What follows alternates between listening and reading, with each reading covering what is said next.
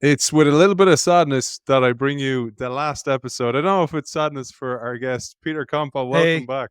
this has been a great number of sessions we've had. I've really appreciated the time you've put into this. It's great, man. And there's the book for people, The Emergent Approach to Strategy. I'm sure if you're still with us, you're into this stuff. So great to have you. And speaking of being into this stuff, I have this idea on the show where if you have questions when I have a multiple time guest like Peter here, please send those questions to me. And I got sent a question like that. And for full disclosure, I know this guy, Ed Melvin, sent me in this question. He said, "Can you ask Peter this question?" I said, "Why don't you ask him? Send me a WhatsApp video of that and ask him yourself." So I'm going to play that video from Ed. Peter's going to answer that. And if in the future, for example, I have a series coming down the line with Henry Mintzberg, another series coming down the line with Gary Hamill, send your questions. Please do. I might not get to them all, but send them by video and I'll include them on the show as well. So you can feature on the show. Peter, I'm going to play this little excerpt here from Ed and get your answer. Peter, I'm a big believer in the emergent approach. The question I have relates to strategic leadership and what guidance you can offer on holding the line with emergent strategy. I found often stakeholders can be spooked because they've agreed in theory to the emergent approach, but in practice, it can feel reactionary. It can feel off strategy. So that's when, in my experience, trust in the leadership is vital. So what advice can you offer strategic leaders on ensuring the team holds the line on emergent strategy? Thanks. It's a good question because managing by the principles, managing by rules is much harder than managing by goals.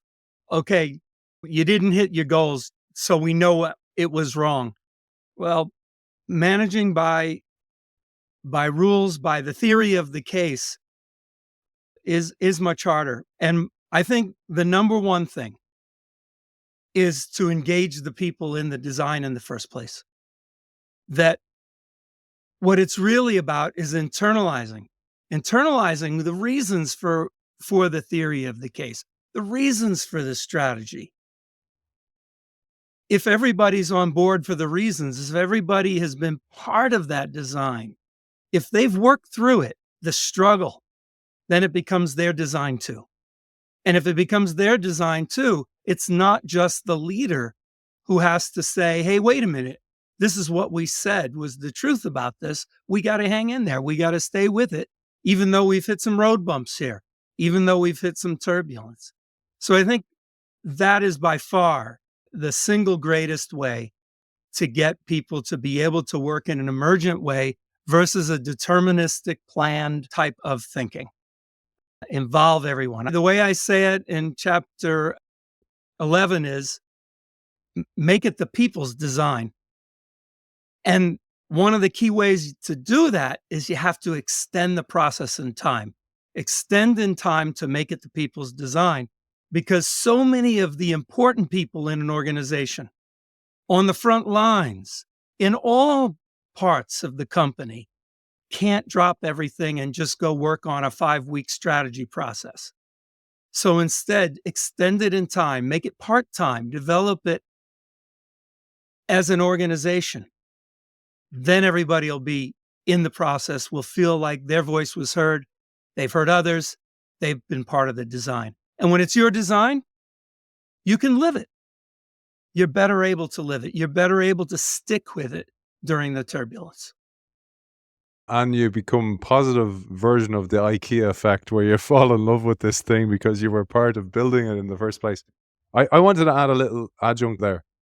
There's a little bit of, call it the blockbuster late fee dilemma, where it's like, I know my customer doesn't like this thing, but I make a lot of money from it. So what I would hear also there from Ed, and this is not, I'm not indicating this is what he was saying, but what I would say you hire a media company who offers strategy. The old approach was they would come to you and go, we want a strategy to enter the market this way. And you go, great. And your expertise and what you charge the money for, like the late fee, is to go away and come back and go, ta-da, with the strategy. And that's one of the challenges, isn't it? And this actually speaks to something we might mention later on, is the rewards problem. it's the reward or the recognition of where the value is that actually needs to be rewritten. Well, on your first part, that they come in with their expertise, there's 3 levels of consultant work, right? There's the ones where they do it for you, and even worse is the ones where they do it to you. I felt that way often. It wasn't even doing it for you. It was like putting it on you in a way that you weren't even part of the thought process. And of course, what we want is with you, that consultants bring it with you. And it may involve complete different views of what's valuable and what's important. That's a whole question around how consultants can do the best work for companies. And it depends on a lot of things, how you might approach it. Unfortunately, most consultants, especially the well-known ones, are very expensive. And the last thing anybody wants is for them to hang around for a long time. And then when I would say to them, hey, wait a minute, instead of, so, okay, if money's the issue, why don't we just spread the time that you're with us over a longer period? Charge us the same and make it 8 months instead of 8 weeks. And they said, well, it's really difficult to schedule that. We got all of our young people that sleep on the couches and stay overnight and order in food. And I'd say, you guys are billion-dollar consultants. You advise the biggest companies in the world. You advise governments. You advise militaries. And you're telling me you can't figure out a way to spread out your workforce over time? That idea of extending time is key. There's only so much mental capacity people have for change, so many items of change they can handle at one time. And that becomes even more pronounced. And I wanted to mention this before we get, today is about execution and practice. And we're not going to get through all that we have on the slate, but we'll get through as much as possible. You really have to read the book, and you really have to take your time and extend in time, like we did with this episode as well. I want to say as well, that's why Peter was so gracious to allow me to read it extend in time, because it's not a book that you read on your holiday in a week. It's a book that you read over a long period of time, and you need that opportunity to let the concepts marinate and to try and really learn them. It's a book that you learn that way. It's a playbook. You do a great job with the anecdotes.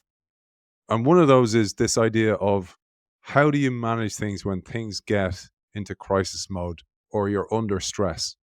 And as you said, a huge factor that separates people or organizations who are brilliant at execution from those who are average is the ability to keep working and stick to disciplines in the heat of the battle.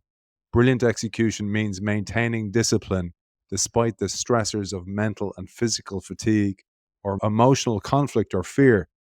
And I say that for a couple of reasons. I'd love you to expand on it. Is most organizations wait until change is thrust upon them rather than actually going and getting ahead of that change. And the mindset is totally different. You're in fight or flight mode, literally, and your decision making is flawed, versus you do it when you're going to be more open to the flaws and the missteps that you make as you emerge your way towards success. I think you've said it very well. Crisis is the easiest situation so many times because you have no choice. You have no choice to take action, and your actions might be flawed, but who's going to argue? At least you got to do something, right? I was recently involved with a board, and a CEO was new, coming into a financially difficult situation. And everybody was saying, boy, this is the toughest thing to come into something like this. And I'd say, well, I think it's quite the opposite. You can come in and say everybody else was a moron and just say, okay, now I'm going to fix it, right? Oh, everybody else got into this mess. I'm the one who's going to make it right. So crisis is such a gift in some ways to leaders, isn't it? But who would argue that leaders who see things before who try to dig into the reality of the situation and the potential for bad things to happen ahead of time and design for that and prepare for that, who would argue that that's not a better way to lead? It's just tough to do. It's very hard to do. And especially when you've got a board and you've got stockholders and numbers have to be what they are, it's a great challenge. But I think this is a true leader, one who can see it before it happens, who can help the organization see it, or even better, help the organization learn how to see it for themselves, to become aware of what's going on and the potentials for things to be bad, worse, or better than they are. And this becomes an ongoing process of strategy work, of an ongoing process of learning. Not a magic 6 to 8 week strategy program where you create your PowerPoint charts and then everybody goes back to their office. No, something where there's an ongoing struggle. And as you say, and I think this is so important, that stressors can also come from success. And I'm going to quote this. I loved what you said here. Euphoria seduces people away from execution as easily as duress. Military strategist Colin Gray quotes Clausewitz, warning of the perils of our apparent success, and shows how military success can drive countries. Sorry, I'm after skipping too far ahead. How military success can drive countries down the wrong road, calling it victory disease. I absolutely love that. Or Tom York, the leader of Radiohead, for people who know who that is, said in a much more direct way, as soon as you get any success, you disappear up your own arse. If you consider execution to be the discipline of staying with your theory of the case, with staying with your strategy framework, until there's something clearly is wrong with it, so you have to modify it, well, then I believe it absolutely true that success can destabilize just as much as duress. How many people have had a good thing happen by chance out of the blue, and they think that's it? They did it. They created it. And now that's their new world, versus saying, well, let's live with this a little bit. Hey, put it in the bank and let's see what happens the next year and see if it's the same. So this all gets to what is execution. It's not getting good results. It's not operational excellence. It's the discipline to stay with what you said was the truth, your strategy framework. It's funny, man. I was thinking about this the other day. I was running a workshop for a group of 80 people, and so I had so many great compliments afterwards. And people were like, "Going, how did you didn't look at any notes, or you didn't look at your slides?" And I ran the day from 10 until 5 p.m. And they were like, "How do you do it?" And because of our conversations, I was thinking about that. I was thinking about what we talked about, sport, or about Charlie Parker. And I didn't comment and go, I just said thank you. But actually, it's the discipline, because every day I read, every day I write, every day I talk to great people like yourself. I'm having conversations in this world. And that's the discipline that then makes it look effortless when you're running a workshop all day. Because that's all people see. They see the Friday night lights, but they don't see the dirty training that you're getting down and doing sitting over there on that I'm pointing over here to my chair where I read and doing the work, writing, etc. They don't see that. Right. They see the front end stuff. And it was really just helpful to see that after our conversations gave me a new lens to see that as well. But to your point, anytime I have a successful thing like that, I go, great, chalk it down. As the All Blacks say, celebrate your victories, but forget them quickly. Remember your losses more than your wins. And I love that mantra, because it's actually this idea that don't become complacent. And it speaks to one other thing you said, and I'd love you to riff on. You said experience as pedestrian as boredom can drive people away from the discipline of execution, especially when processes are proceeding smoothly. Yeah, I experience that myself often, where if you're trying to create things writing. I write music, and I'm writing scientific work. I'm continuing to write on strategy. It really becomes a chore after a while, right? The drone of this constant editing and writing and drafting and editing and writing. I think it can take you away from a discipline. I think it can take you away from being sure you're writing what you really, really need to say, and being sure you really are saying something meaningful and not just filling up the strategy world with more noise and, and more of the same. And in businesses, perhaps this is also something very, very true. It's very hard to be repetitive and stick with it properly. And I'm sure in sports, you could give many examples of the repetitive nature of training where it's tough to get off. It's easy to get off your discipline because of how boring it really is. I tell my kids this with maths. Like, you learn the 7 times table so you don't actually have to ever think about it. And you come in at the level above it, and then you learn that level above it, and then you go up and you make them implicit, and then you don't have to ever think about them. And that's the beauty of the discipline. But as you said, then you kind of get bored and kind of go, I want a bigger challenge, because we're designed that way. I thought you said about the discipline of repeating the same idea over and over. One of the things that you apologize for is birthing a new TLA 3-letter acronym, which is the SAM. Now, the SAM was the focus of the last episode. And one of the things we wanted to talk about was evolving the SAM a little. And I wanted to segue between that and scenarios. The first I heard about scenario planning was actually a guy called Art Kleiner I had on the show. It was one of the first multi-part series we did. And he wrote a book called The Age of Heretics. And he talked about Shell's scenario impresario, Pierre Wack. Yes. And he wrote this little piece. I thought I'd share it with you as a little bit of color. He said scenarios were supposed to be fictional and playful, not some sort of rigorous forecast. The point was not to make accurate predictions, although like all futurists, he'd love to be right, but to come up with a mythic story that brought the point home. That narrative quality was one of the things that impressed most people back then, one of the things that he saw that he could bring to Shell. So Shell were one of the companies that brought the whole idea of scenario planning to life. Shell managers needed to understand the forces that had been produced to create this sudden upset of the Libyan oil crisis. They needed an intellectual maverick who could speak to Shell managers throughout the world to help them learn how to be prepared before the crisis struck. One of these people worked in Paris as the director of economics research for Shell Française, the French operating company.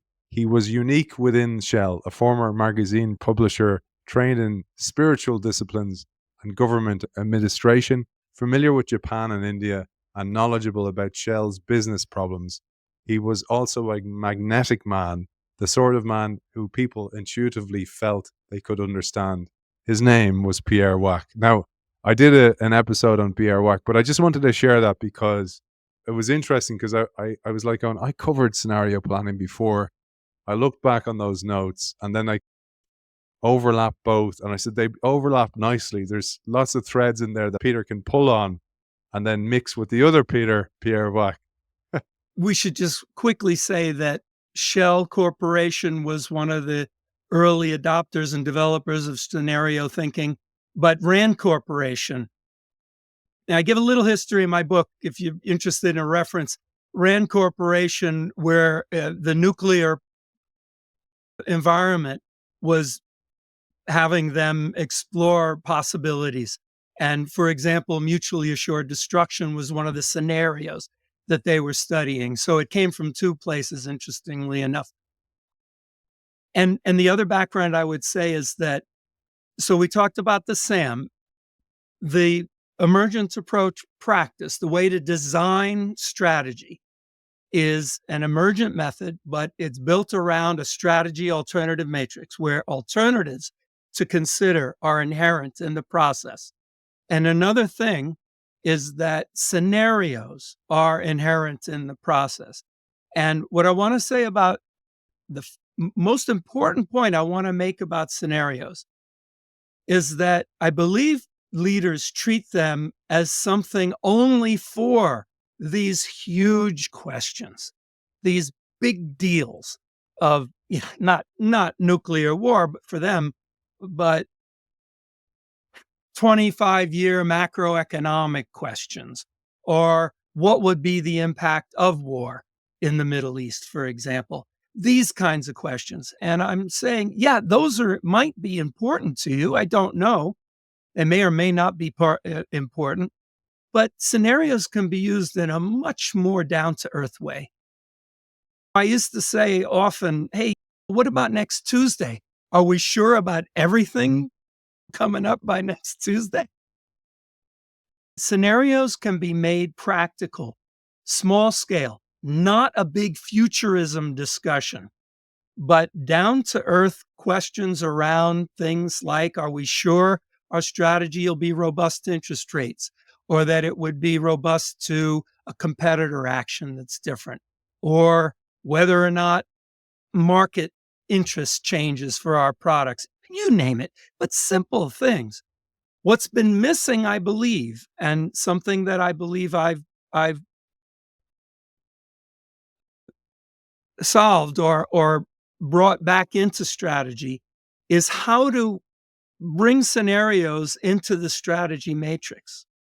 It's very easy to conceive of big scenarios and to do a scenario planning process, but they tend not to be part of a real strategy process where scenarios are inherent in evaluating your alternatives, your strategy alternatives.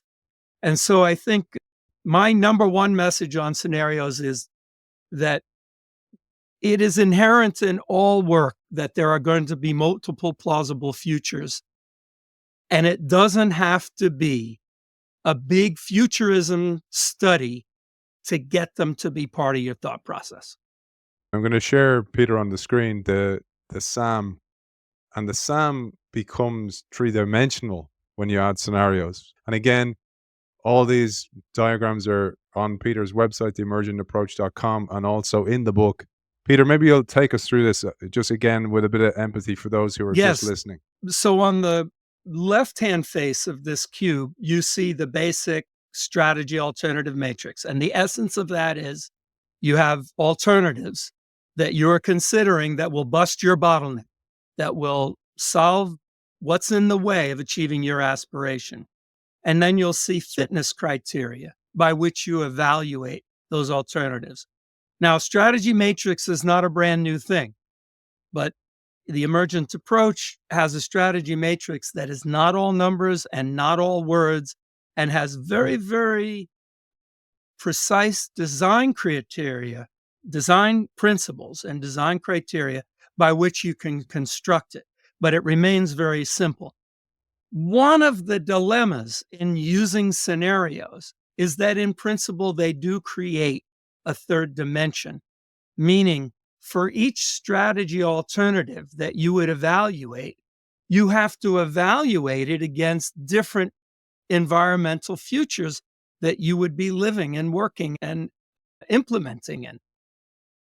But until we develop some fancy software, it can be simplified. And I give many examples of how to simplify this to keep it two-dimensional and keep that third dimension from making it seem like a wild science project there. But the important point is that it does add effort to ask the question, for each one of my alternatives that I'm considering for my strategy, how would they play out against these various scenarios? Even if you have two that you want to look at, high and low interest rates. If I had said this 3 years ago, people would say, interest rates, who cares? They'll never be high again, right? Now, how many businesses and stock prices change dramatically because of the interest rate change? One of the things that you say you should not do is create a strategy for every scenario. And we've been advised the opposite of that. I thought about that. I was like, going through scenario planning alone is a huge cognitive load on an executive. and then to have to create a strategy for every one of those scenarios. But actually, we're saying, you said it right the first time, right? The idea that each scenario gets its own strategy is missing completely the point of scenarios. And I give the example in the book of gambling, right? It would be like saying, okay, if anybody knows the game of craps, if you roll a 7 or 11, you win right away. And if you roll a box car, if you roll a snake eyes, you lose right away, right? And then if you don't roll any of those, you got to keep rolling until you get what you need. The idea of each scenario gets its own strategy, but would be like saying, I'll bet after I find out whether I roll a 7, 11, or a 2. You don't have the right to wait till the outcome to find out what your strategy should be. All strategies, your strategy is at the mercy of all future scenarios. Whether you discover them, whether you articulate them, whether you even care. Because there's many cases that you could create a strategy that says, well, if interest rates go up, it might have this effect, but I don't care. I'm going to accept that because I think if we plan for it, if we put in something that reflects that, it's going to hurt us elsewhere even more. So this is, I think, often said. I've even found it said in the literature. Create a strategy for each scenario. It misses the entire point. The entire point is that you're going to have to walk down the road, and the world you walk in could be different things than you thought. And so your strategy has to consider that possibility. You say then as well, you can choose a strategy alternative that ignores all but one scenario, but futures don't go away just because they are ignored. Absolutely.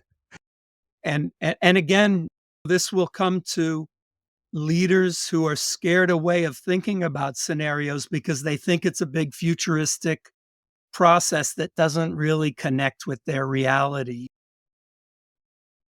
Do a quick process.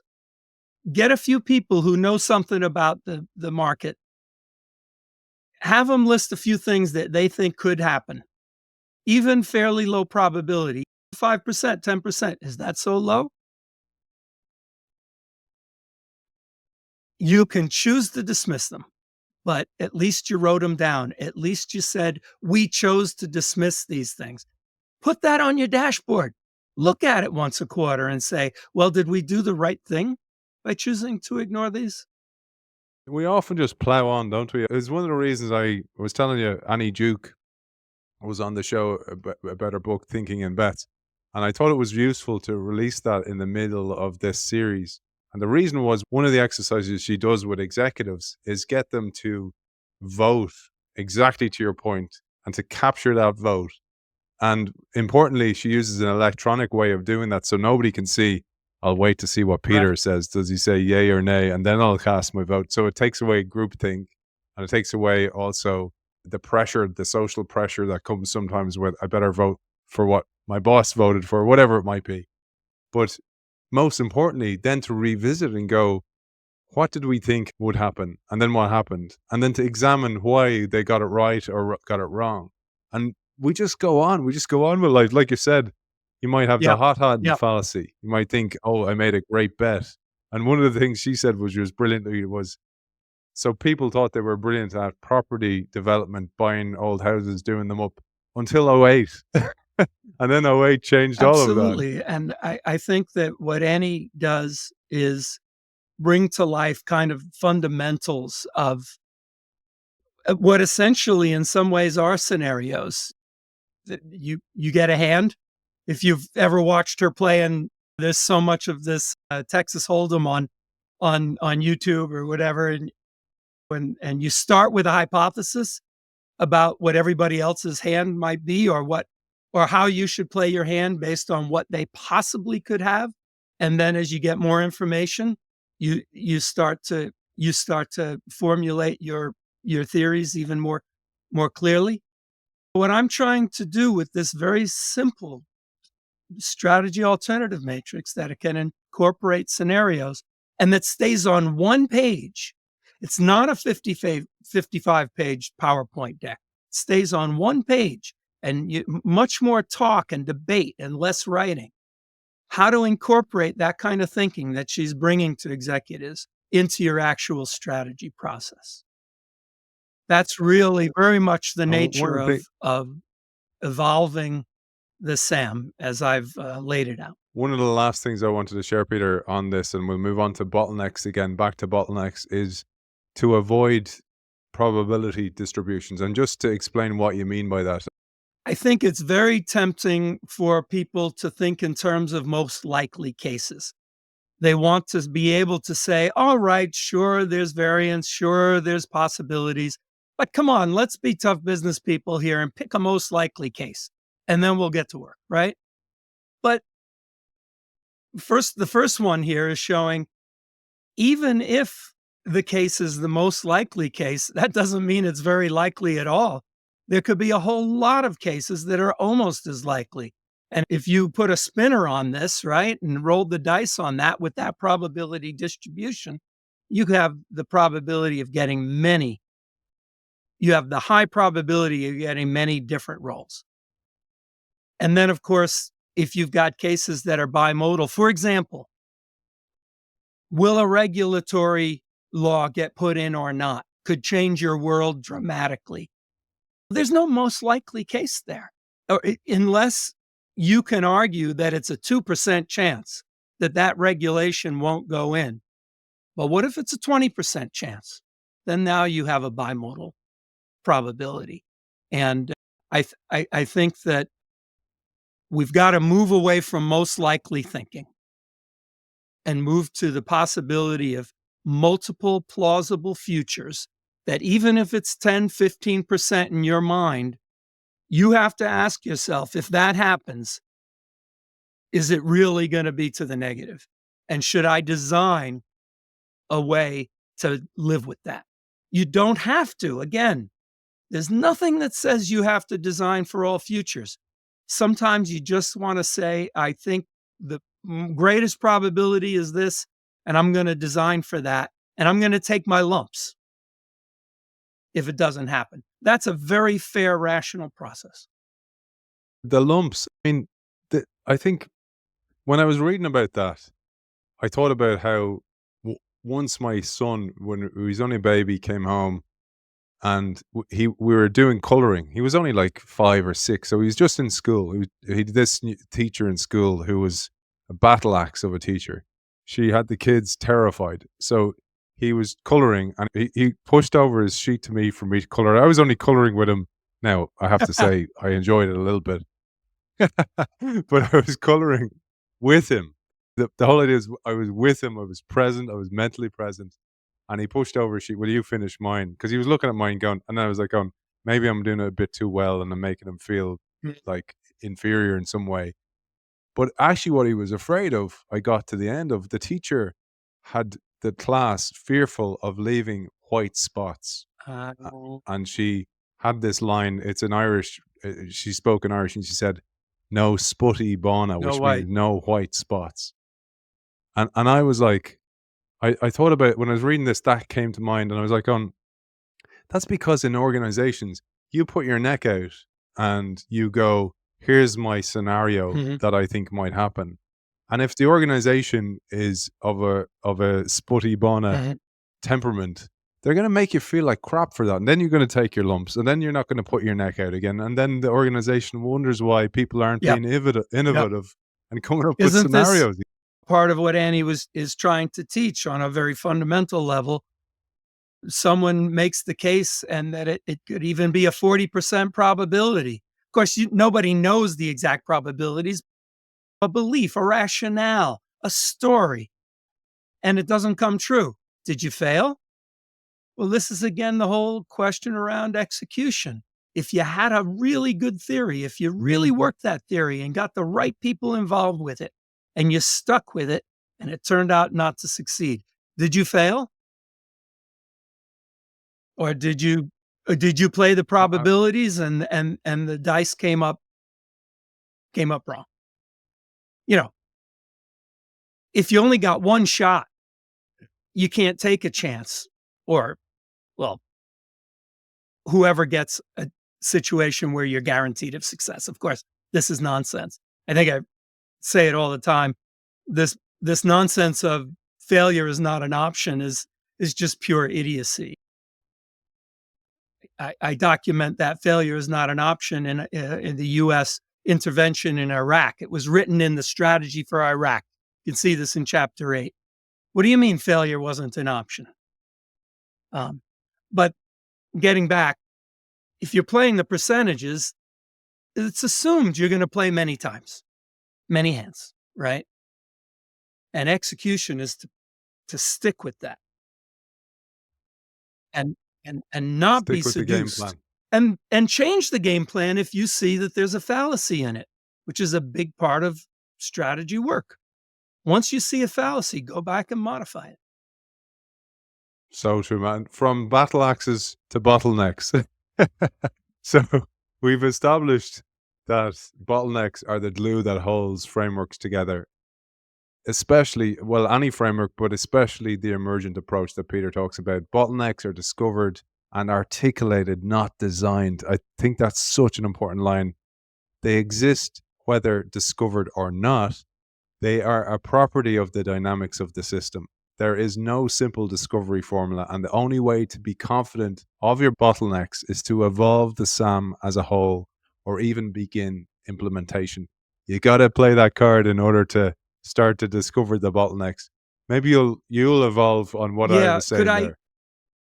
Before we talk about bottlenecks specifically, could I just give a comment about the overall spirit of designing strategy and using this strategy alternative matrix to discover the strategy alternative that you believe to be right, the theory of the case you believe to be right. And that is, I liken it to a puzzle.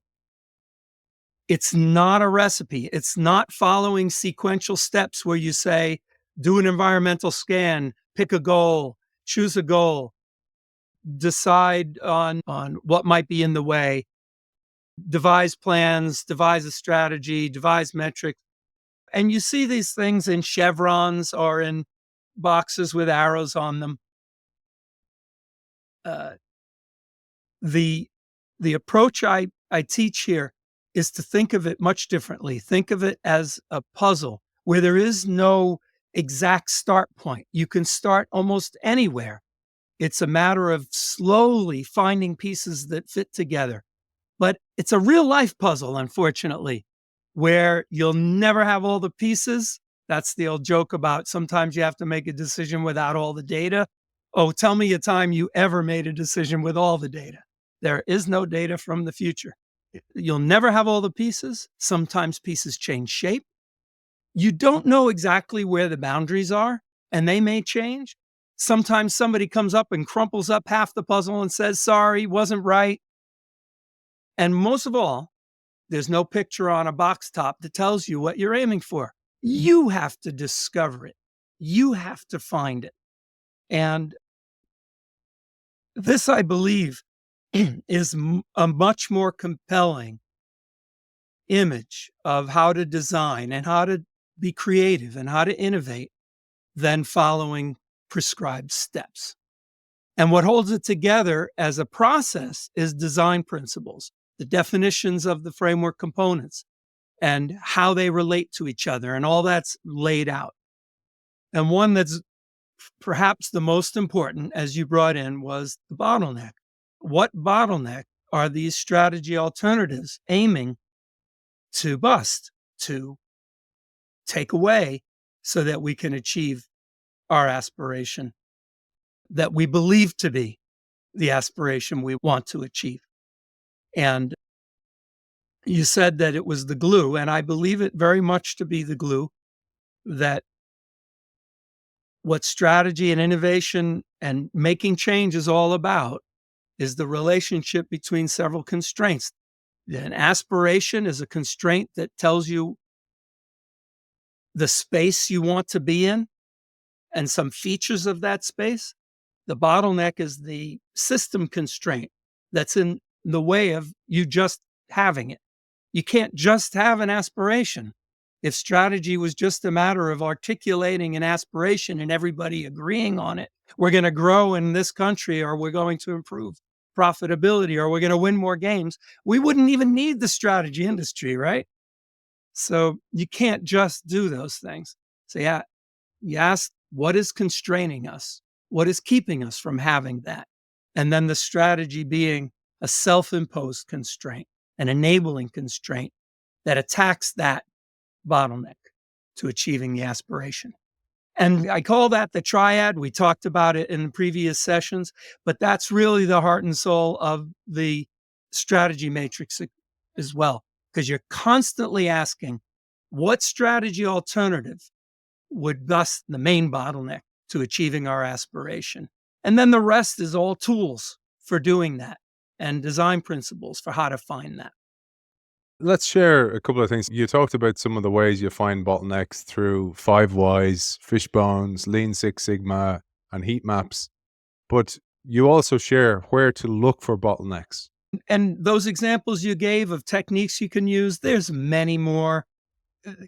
There's some great things that consultants bring and people who help with strategy process and kind of creativity sessions. There's so many that can be used. But yes, there are also some principles around making sure you've got the right bottleneck. There's several. One of them is it can't just be a restatement of the aspiration. Our aspiration is our cost has gotten out of control and we need to control it. We need to reduce our cost. Our bottleneck is that we're in the bottom quintile in our industry in cost. Just a restatement of the aspiration adds no information. Another rule is the bottleneck cannot be impossibly hard or ridiculously easy to bust, or else you're wasting your time. If it's impossibly hard, there's nothing you can do. Now, you can debate that. You can discuss that, and maybe someone will be right, someone will be wrong about that. But if you conclude it's impossible to bust, then why bother? The example I always like is the Navy has to reduce its costs. The Navy is being demanded they reduce their budget by hundreds of millions and billions of dollars. And the Navy says, yeah, but look at all of these theaters of operation you expect us to work in. If you would reduce the number of places we have to be in every ocean and every great sea, the Mediterranean Sea and the Middle East and the North Atlantic and South Pacific, take one away and we can reduce it. And then, of course, the politicians would say, sorry, that's not on the table. Well, then you can sit in your office and complain about how that bottleneck of having too many things you have to do is keeping you from reducing your costs, but it's a worthless exercise because you can't change it. Now, you can try, but you got to decide whether it's worth it. Too easy is the example of we've got to reduce costs. The bottleneck is we haven't told everybody yet. Well, just tell everybody. Do you really need a thing for that? But then the subtlety in that one is, what if the organization is used to every quarter or every half a year that we have a cost emergency and that we've got to do something? Now maybe it is a bottleneck. Maybe the bottleneck is not that we have to tell everybody or everybody doesn't know. It's that they're so sick of hearing about it that it doesn't mean anything anymore. Now we have to come up with a strategy that would get people to believe that it's really going to happen. There's other features of bottlenecks that are important to keep in mind. I would say another important one is it's crucial to think of people when you're thinking of bottlenecks, that it's not just assets. It's not just a lack of money. I think theory of constraints, there's a great alliance between theory of constraints and the way Goldratt originated that process and that model of the world and the emergent approach. There's a great alliance because we're both focused on that central constraint, that system constraint, what I call the bottleneck, what he called the system constraint. But they limited themselves often to measurable flow quantities or measurable asset quantities. And yet, I think anybody knows that in a business, emotional things, people issues, complexity, understanding, jealousy, conflicts of interest, conflicts of how you look good or not look bad. All these things are true bottlenecks often in a company. And those have to be addressed by strategy. Or your strategy that's addressing some technical issue around products also has to address the fact that people have all of these feelings and all of these emotions around how the company is moving forward. I love that you said that about the people thing. And Peter gives loads of examples in the book. For example, your sales team are underperforming. The misdiagnosis is often that, oh, they're just underperforming, and you go, well, maybe they don't have the right training, etc., etc. So you go exploring for the bottlenecks. I'm going to share, Peter, if that's all right, another example that you have from the book. So there's a great example that Peter uses throughout the entire book of this made up company called Courier Incorporated. And again, I'm showing on the screen here the aspiration, bottlenecks, strategy, and how that would work and how you'd actually map this. Because when you see it like this, and again, a little bit of empathy for those people who are just listening, Peter. This is that triad I was referring to, the aspiration, bottleneck, strategy triad. And imagine in your head, on the right-hand side is the aspiration. In this case, it was this company, Courier, that was trying to consider how to enter a new market. And that was their aspiration. But as is shown throughout, because you can't directly achieve aspirations, you have to work backwards to all of the possible choices that you might have to do that. All your choices in marketing, operations, legal, financing, HR, hiring, you name it, all the things that are involved in a business, countless choices.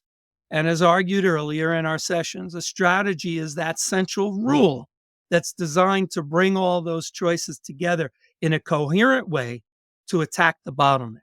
And what this picture shows is that you can start brainstorming, you can start thinking about, well, what's really in the way of moving to this new market by listing underneath this bottleneck label in this diagram. And I forgot to add, the diagram unfolds from right to left. So imagine it like a big V on the side with the closed end on the right side and the open end on the left side. And that represents this influence diagram where you go from a single aspiration and it leads to countless choices. And what we're now overlaying on that is let's think about all the possibilities that of what's really in the way to this aspiration. And so some of the ones here, uncertainty of drone approval for love potions. Okay, I walked into it here. I even use a silly example of they're transporting love potions and whether or not you will be allowed to use drones for love potions. We don't always have to be so serious, do we? Costs of a vehicle fleet, competitive response, uncertainty of regulation. All of these things are possible, the real bottleneck that the strategy must address. And then you can now at the end of this V, where you would have all those choices and where you need a strategy that will bring them all together to be coherent, you could start talking about what your central rule might be that could bust the bottlenecks. Now here, you're just exploring possibilities. Slowly but surely, you got to solve this puzzle. And you can now transfer these possible strategies and pick a few of these bottlenecks and explore them in the SAM and fight it out. We have a section on fitness criteria, and then there's a section on assessments. How does everybody in our organization assess these bottlenecks and these potential strategies against what we care about?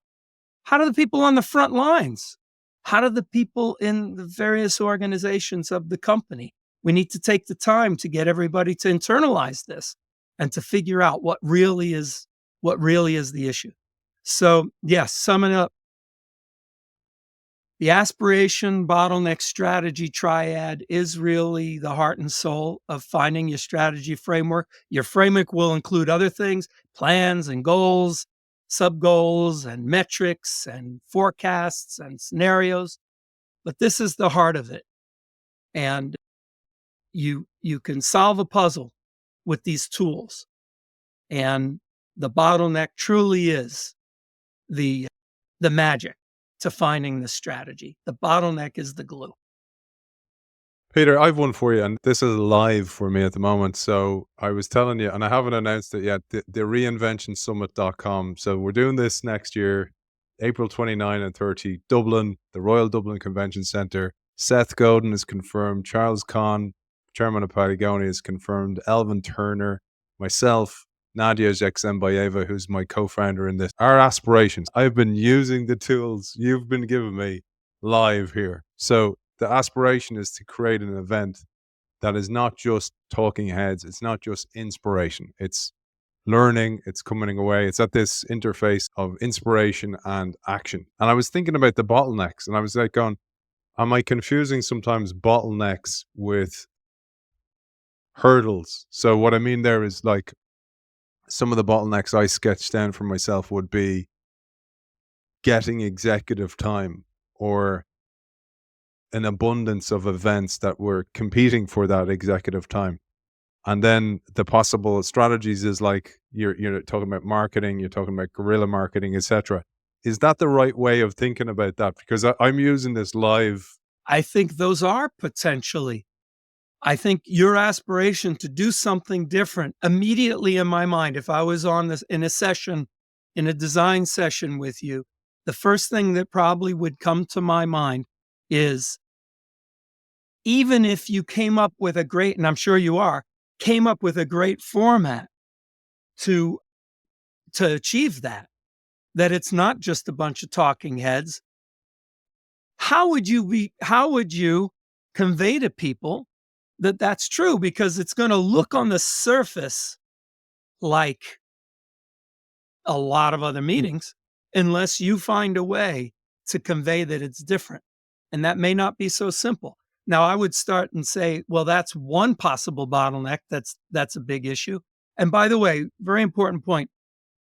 Some people will say, how can you say there's only one bottleneck? I'm not saying there's only one bottleneck.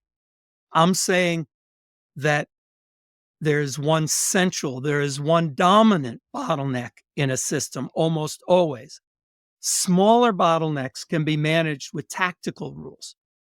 So, for example, let's say a second bottleneck in your program is, and I what was the other one you gave? I want to go with the ones you did. So executive time would be a huge one. Competing events. Okay, so would be a huge getting one. executives to come. Yeah, maybe that's very heavily related to the marketing. I don't know. Maybe a third bottleneck is getting all of the presenters to agree on how this would work, because they're used to doing their thing, right?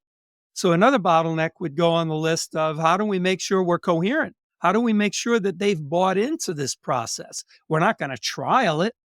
It's going to be the first time we do it. Here we go. Say you believe that to be the central bottleneck, and that you really had to invest time in not only working with these people before the meeting and designing it in a way that they could accept and feel good about. That doesn't mean that the marketing and convincing people that they should spend their time and that this is different isn't a bottleneck. You would solve that with a separate set of work.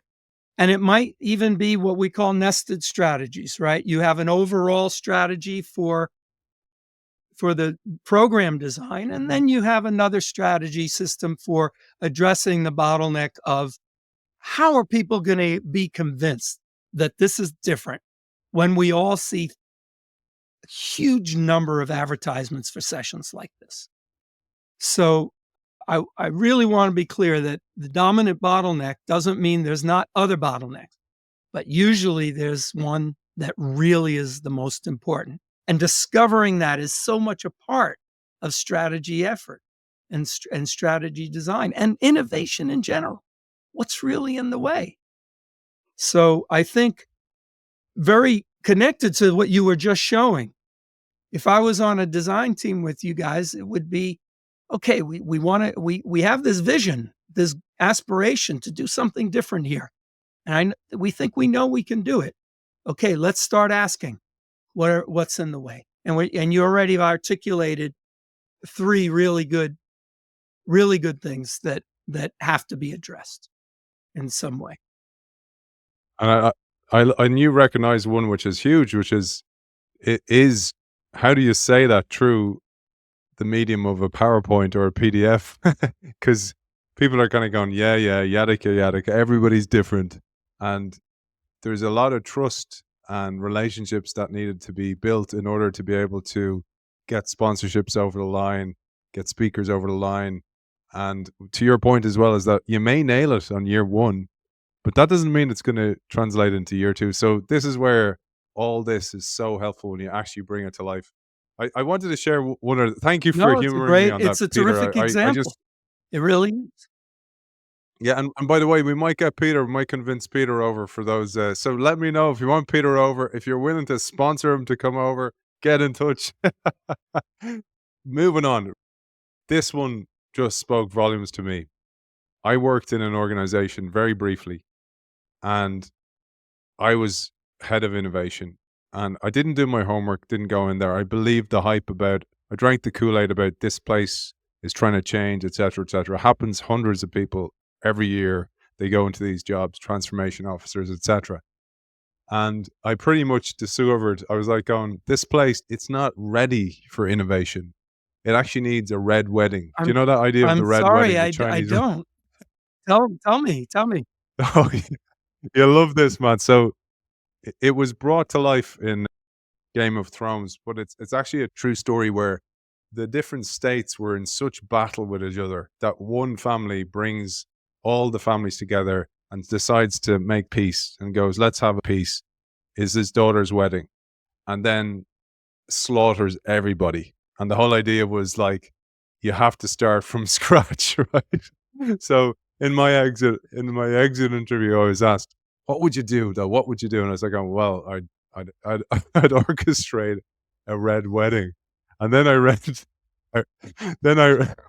they didn't hear that laughed, too often in exit reviews. No, they didn't hear the truth too often. But this is when you say, okay, what happens when the whole system is broken? So you look for the bottlenecks and you discover, oh my God, these are not bottlenecks. This is bags of snakes. And you need to find the root causes. And what Peter says here is systems in which many bottlenecks are seemingly in play and many symptoms of failure are visible can be called systemically broken. Everything is a mess, and leaders may be caught in a perpetual game of whack-a-mole, dealing with symptoms as they arise. In such situations, it may be challenging to discover the real cause, the root cause of the problems, and therefore, what is the bottleneck to fixing that root cause? Maybe you'll describe a little bit there. What do you do if you find yourself in that case? And it's more common than we give credit to. This happens a lot for organizations. Leader comes in and goes, oh, I wish I could just begin this time all afresh. It is more common than we might think. I often think about a plant site, a factory, where quality is bad and work stoppages are bad and waste and yield are bad and safety performance and environmental performance. They're all on the edge and going in and out of success and failure, and the plant manager is all they can do is address the next wave that's going to hit them, right, as they're trying to get up on the beach and take a look around and really try to do something systematic, and they can't, right? Because every other day there's an event. I mean, obviously the bottleneck is something much deeper about either the discipline of the organization. Like immediately I jump to, are the procedures right? Are the standard operating procedures right? Is the technology right? Are the safety procedures correct? And we're not following them? And that it's a systemic habit of the organization to be lackadaisical and think they don't need to follow the rules? Or is it the standard operating procedures are outdated? They've never modified for new products and new raw materials and a new type of workforce that doesn't have the same experience. Whatever, we can make up so many different cases. Which of those two? Like, start there. Which is it? Is it that it's not clear what to do, or is it we're not following what to do? Right away, I would jump to the bottleneck is, at first, I don't even know what the problem is. The problem is certainly not that our quality's bad and yields are bad. That's all symptoms now, right? My first bottleneck is I don't even know what the real problem is. And can I bring somebody in here to help me? Or is there somebody in the site that can help me figure that out? But of course, there's an enormous bottleneck there too. No one's got time to do anything like that because you're busy solving every emergency, right? So then maybe you appeal to the business leader and say, can you give me some resources to figure this out? Are the standard operating procedures correct? Are we really following them? And approach it this way. I think systemically broken does not mean there isn't a central bottleneck. It's just that that central bottleneck, that dominant bottleneck, is at a much higher level, much more abstract level than, well, we don't have a good test for quality, and therefore that's why our quality keeps coming out of spec. Or we don't have a good controller on the reactor, and that's why our quality's out of spec. That could be the bottleneck. Might be something very, very hard to do. And that actually solving that bottleneck requires a big strategy. But that's not a systemically broken problem. We originally said we'll do 2 episodes, and I still have tons of notes here, but I'm not doing it to Peter. We're going to part ways, but hopefully we'll connect again in the future. Maybe in April next year, Peter, if you're around Europe as well. And it's been an absolute pleasure, man. There's so much more I wanted to get through, but I actually think it's easier to read it, which is stuff. There's stuff in there on generic strategies. You go further into fitness criteria about understanding numbers, and don't have an uber love of numbers, which kills so much innovation. Putting financial metrics on it, traditional metrics on innovation, absolute killer. There's loads in here. It does take time to read it. I do think reading it and having the accompaniment of a show and then Peter's notes is a great way to learn it. It is a game changer if you actually get this. I showed it myself there with the Reinvention Summit. Has me thinking in a different way. And Peter, before we wrap, where is the best place for people who don't know by now to find you and find out more? Of course, the book's available on Amazon.com and other online retail outlets around the world. You can go to emergentapproach.com for supplemental material, examples, and also task sets that bring to life this puzzle building that we've talked about. And I'm going to mention we're working on bringing them out as a paper book with added examples and more guidance on how to do this puzzle. And then you can find me on LinkedIn, Peter Compo, LinkedIn. And I post often and give little vignettes on these topics that we've covered. And you can contact me there or through the website. Glad to hear from anybody. Positive or negative feedback always makes us better. Absolutely. And I love if you could get away with this, have no picture on the cover of the book. You know what? That is a great idea. Why didn't I think? Now you're showing your skills. I should have thought about that. A book with no picture. I wouldn't have thought of that at the start. I That's wouldn't have thought of beautiful. that. I at got the to tell my guys that. Man, do you know what? Actually, I probably got that idea from, I'm just looking for it there, Carol Tavris. I had Carol Tavris on the show, and her book is called Mistakes Were Made, but Not by Us. Mistakes were made, but not by me. I can't see the cover there. But essentially, the Oh, cover okay. is upside down on purpose. As a gag. So it's As a printed gag. wrong on purpose. Oh, Yeah, exactly. there's no picture. What is it then? Well, I wondered, could you have emergent, like the writing kind of emerging, Yeah. as in Yeah. it's not Yeah. faded or something. It's faded Yeah. Who left to knows? right or Well, we'll something. think I don't about know. that. You gave me a great idea. Man, I just want to say absolute pleasure. And I want to tell our audience, behind the scenes, Peter, absolute legend of a guy, great guy, a brother from another mother. I've connected with him over the airwaves here like this, and it's been an absolute pleasure. I'll also link to everything, all his music on YouTube, everything. So all these pieces make the man as well. So Peter, thank you for joining us over Well, the I past thank few you, weeks. Aidan, because you put your heart and soul into this, and you allow it to go into depth, and you allow some real issues to come out, and that's really a valuable offering. Thank you, man. Thank you very much. I'm going to press stop now. See you soon.